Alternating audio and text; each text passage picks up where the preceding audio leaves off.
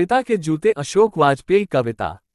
एक पैतृक वृक्ष है नीले अनंत के किसी ढहते हुए चबूतरे के पास, छाया हुआ जड़हीन, और उसके नीचे रखे हैं वे काले जूते, मरे हुए चमड़े के, कुछ पसरे हुए जीवित पैरों के दबाव से, जो अब नहीं हैं।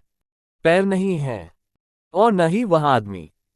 चुपचाप चला गया, जो उन्हें उस कोने में रखकर, किसी और चबूतरे पर बैठकर आगे की यात्रा तय करने के लिए वृक्ष पर फुदकने वाली रंगीन चिड़िया अलक्ष्य करती हैं उन खाली जूतों को, पर रंगीन वृक्ष डालता है अपनी किसी शाखा की पतली छाया उन पर, धूप से उन्हें बचाने के लिए नहीं, बल्कि उन्हें धीरे से जताने के लिए कि उसे याद है कि वे वहां हैं। जूते कोशिश करके भी याद नहीं कर पाते उन पैरों को जो उनमें थे। वे सपना देखते हैं नन्हे पैरों का, जिनके लिए वे हमेशा बड़े साबित होंगे। पिता के जूते कविता की व्याख्या। मूल स्वर एवं काव्य सौंदर्य। एक पैतृक वृक्ष है नीले अनंत के किसी ढहते हुए चबूतरे के पास, छाया हुआ जड़हीन, और उसके नीचे रखे हैं ये काले जूते, मरे हुए चमड़े के, कुछ पसरे हुए जीवित पैरों के दबाव से, जो अब नहीं हैं। संदर्भ प्रस्तुत काव्य पंक्तियां अशोक वाजपेयी की कविता पिता के जूते से ली गई हैं। यह कविता 1978 में प्रकाशित काव्य संग्रह एक पतंग अनंत में संकलित है। व्याख्या। कवि ने अपने पिता की स्मृति में यह कविता लिखी है। पिता अब नहीं रहे हैं, उनकी स्मृतियां बची हैं। एक पैतृक वृक्ष है जो पिता के द्वारा ही लगाया गया था। यह वृक्ष पिता की स्मृति को सघनता से बार बार उभारता है। नीले आकाश के नीचे जो चबूतरा है वह भी जर्जर होकर दह चुका है। पिता की अनुपस्थिति में वृक्ष की छाया भी जड़हीन महसूस हो रही है। उसी जड़हीन छाया के नीचे मरे हुए चमड़े का एक काले रंग का जूता रखा है। अब उस जूते को पहनने वाला नहीं रहा है। पिता जब इस जूते को पहनते थे तब पैरों के स्वाभाविक दबाव से निशान उमड़े थे। अब वे निशान तो रह गए हैं, लेकिन पिता की अनुपस्थिति को भी बयान कर रहा है। विशेष। एक जूता पिता की अनुपस्थिति का प्रतीक है। दो जूता भी मर रहा है क्योंकि उसे जो पहनता था अब वह इस संसार में नहीं रहा। तीन अनुभूति की तीव्रता है। चार यह स्मृति बेहद खौफनाक है। पांच यह कविता कवि के मृत्युबोध से उपजी है।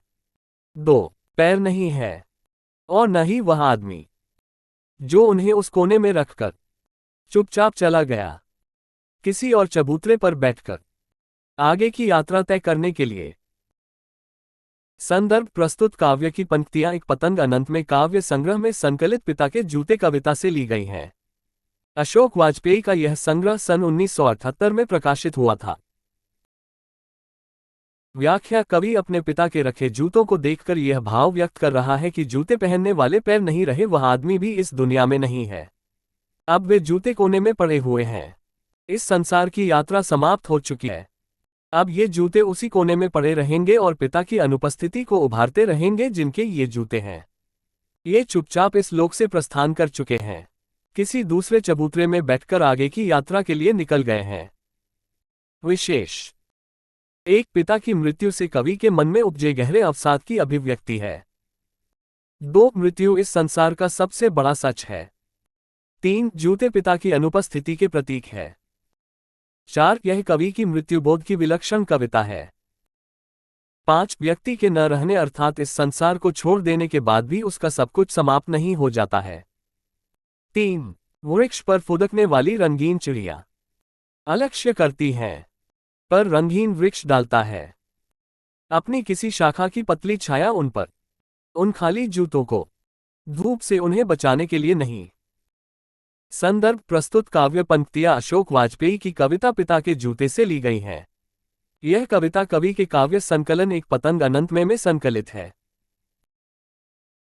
व्याख्या। कवि पिता की मृत्यु के उपरांत अपने निजी संबंध की संवेदना को प्रकट करते हुए कहता है कि पेड़ पर फुदकने वाली रंगीन चिड़ियों के लिए खाली जूते अदृश्य हैं। उन जूतों की तरफ किसी का ध्यान नहीं जाता है, लेकिन यह जो वृक्ष है वह अपनी शाखा की पतली छाया उस जूते पर डालता है। लेकिन यह गतिविधि जूतों को धूप से बचाने के लिए नहीं है, बल्कि इसलिए है कि जूतों को यह महसूस हो कि उन्हें कोई याद करने वाला नहीं है। हालांकि अब तो ये जूते भी भूल चुके हैं कि उनमें किसी के पैरों का दबाव पड़ता था। विशेष। एक पिता की मृत्यु से उपजे गहरे अवसाद को कवि प्रतिबिंबित करता है। दो पेड़ के माध्यम से कवि यह बताना चाहता है कि ऐसा नहीं है, इन जूतों को कोई याद नहीं करता। 3 दिवंगत पिता से तादात्म्य स्थापित करता है। 4 बल्कि उन्हें धीरे से जताने के लिए कि उसे याद है कि वे वहां हैं। जूते कोशिश करके भी याद नहीं कर पाते। वे सपना देखते हैं नन्हे पैरों का, उन पैरों को जो उनमें थे, जिनके लिए वे हमेशा बड़े साबित होंगे। संदर्भ प्रस्तुत काव्य पंक्तियां समकालीन कविता के प्रतिनिधि कवि अशोक वाजपेयी की कविता पिता के जूते से उद्धृत की गई हैं। कवि की यह कविता एक पंतग अनंत में काव्य संग्रह में संकलित है। व्याख्या। कवि के मन में एक कोने में पड़े जूतों को देखकर पिता से जुड़ी स्मृतियां सघन रूप से उभर आई है। पिता के जाने के बाद ऐसा नहीं है कि इन जूतों की कोई उपयोगिता ही नहीं बची है।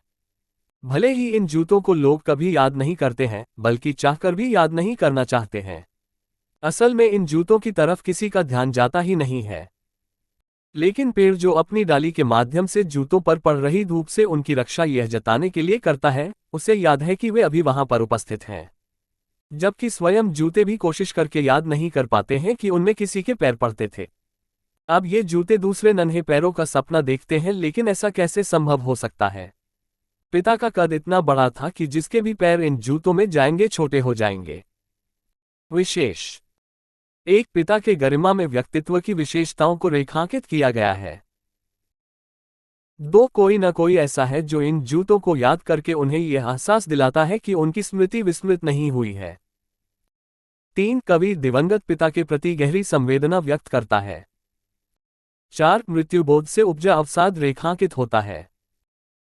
5 पिता की मृत्यु के उपरांत कवि अपने पिता के लिए सघन अनुभूति व्यक्त करता है।